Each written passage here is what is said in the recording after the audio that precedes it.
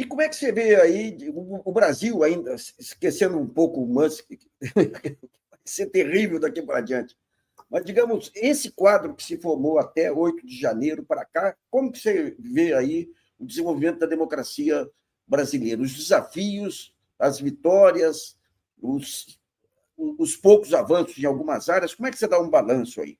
Vamos pensar juntos aqui, Nassif. Se nós compararmos as instituições brasileiras com, por exemplo, as norte-americanas, nós temos motivos objetivos para ter algum alento. O Jair Bolsonaro foi declarado inelegível 6 meses após o encerramento do seu mandato. O sistema norte-americano não conseguiu responsabilizar juridicamente o Donald Trump, por isso ele voltou. E havia razões de sobra para fazê-lo. Fraude financeira em Nova York, onde ele declara o imposto de renda, mas fraude financeira profissional. A retirada de documentos oficiais da Casa Branca levados para Mar-a-Lago, na mansão dele na Flórida, é um crime federal. Incitação à invasão do Capitólio no 6 de janeiro, havia controvérsias, mas há um áudio no qual se escuta o Donald Trump pedir para o que seria no Brasil o equivalente ao procurador regional eleitoral, pedir para ele conseguir alguns milhares de votos para alterar a eleição. Ao áudio, Nassif. Está gravado, nós todos escutamos esse áudio. Nessa comparação, a justiça eleitoral brasileira sai com enorme vantagem. Até mesmo porque no sistema norte-americano não existe o nosso equivalente de um tribunal superior eleitoral, não existe uma justiça federal eleitoral.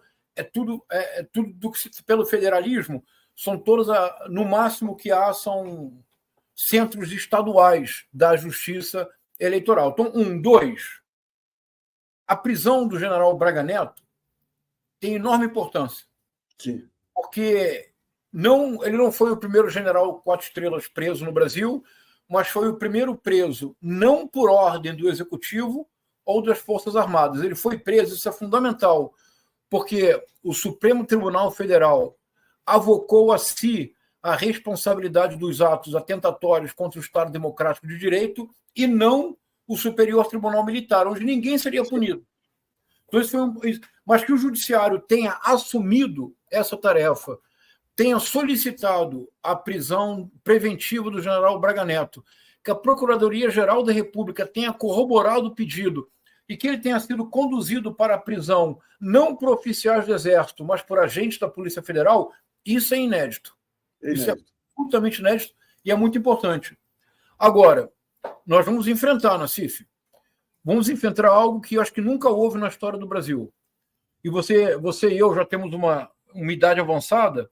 Nenhum de nós jamais imaginou, Nassif, nós imaginamos muitas vezes deputados e políticos tão alinhados com os interesses americanos que, do ponto de vista econômico, sempre buscavam ajustar a economia brasileira aos interesses norte-americanos. Isso sempre houve.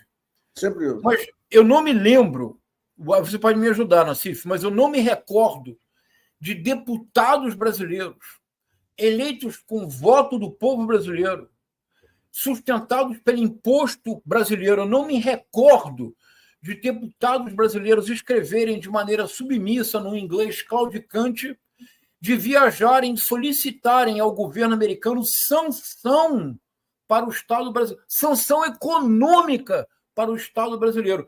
Eu não me recordo disso. Isso não é mais, como diria o Brizola ali na década de 60, os entreguistas. Isso é uma total falta de caráter.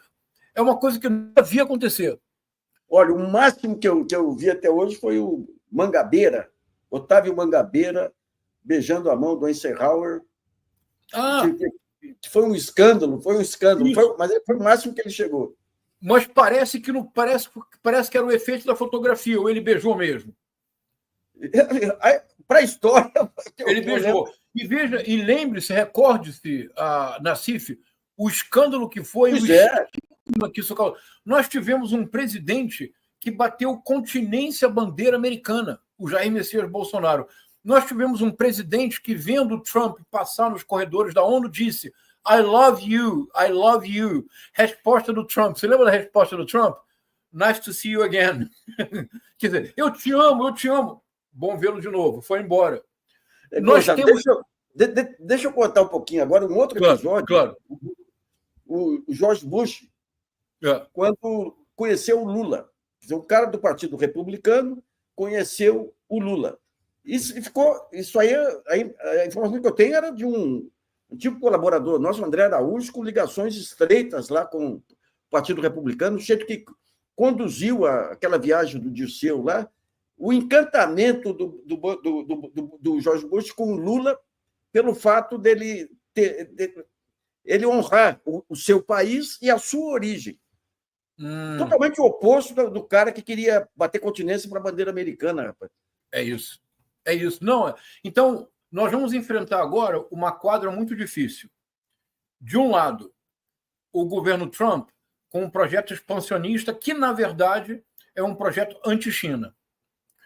De outro lado, nós vamos enfrentar as plataformas voltadas de maneira decidida contra o Brasil, especialmente o X. E nós ainda temos que enfrentar políticos brasileiros que solicitarão intervenção americana contra o governo brasileiro. É espantoso. É espantoso, Nassif. É verdadeiramente espantoso. Então, essa conjunção não será uma conjunção fácil, mas eu mantenho o meu otimismo irresponsável. Vamos derrotá-los.